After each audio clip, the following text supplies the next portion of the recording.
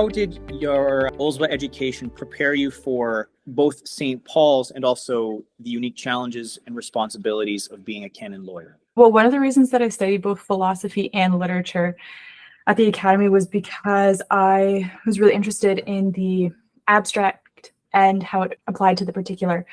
And so I think that both of those areas of study require critical thinking skills, as well as just learning how to read and write in a way that's succinct and conveys an idea clearly. But specifically, philosophy looks at the abstract and abstract principles. And then I'd say that literature is the practical realization of most philosophical principles. And so I think that law is the marrying of those two areas, because it's the very, very practical real life scenarios being compared to the abstract of the law itself as it's written.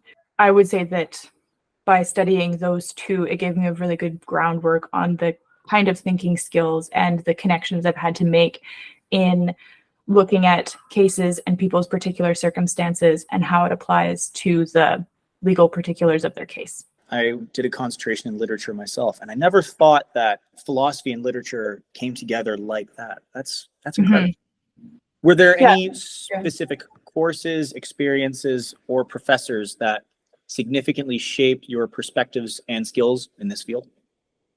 Actually, contemporary philosophy was extremely helpful because most of the foundational courses are based on St. Thomas's theology and philosophy, but then in contemporary philosophy, students are required to kind of pick apart and find what is true and what is, I guess, not as in line with the truth.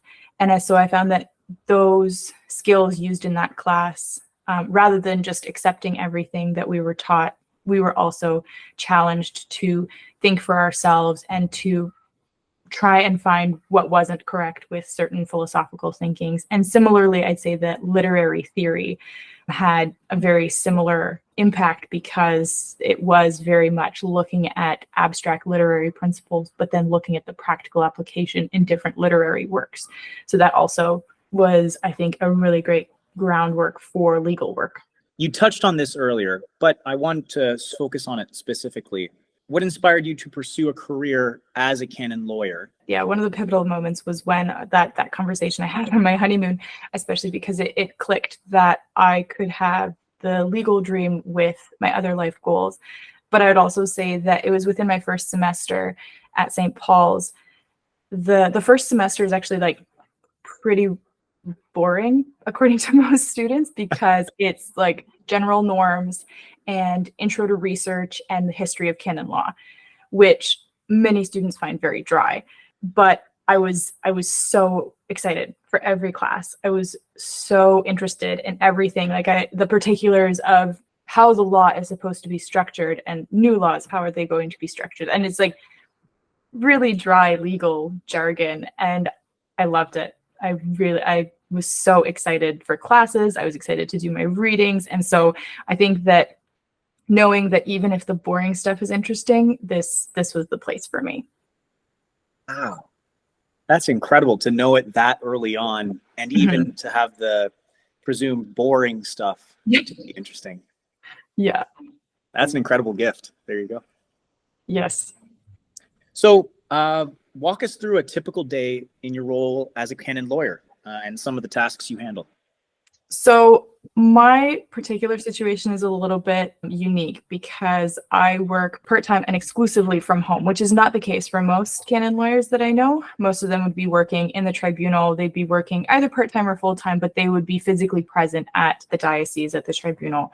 And so I'm a stay-at-home mom first, and canon law is my side hustle. Most of the time I receive the PDF documents of the cases, so I get the transcripts of testimonies and then all the documentary evidence that goes with each particular case. And what I'll do is I'll read through the cases, I'll write pretty extensive notes on them, I'll summarize them, and then a few weeks after receiving the cases, we'll have a judging session scheduled where it's a video call with the other judges that I judge with on my particular turnus.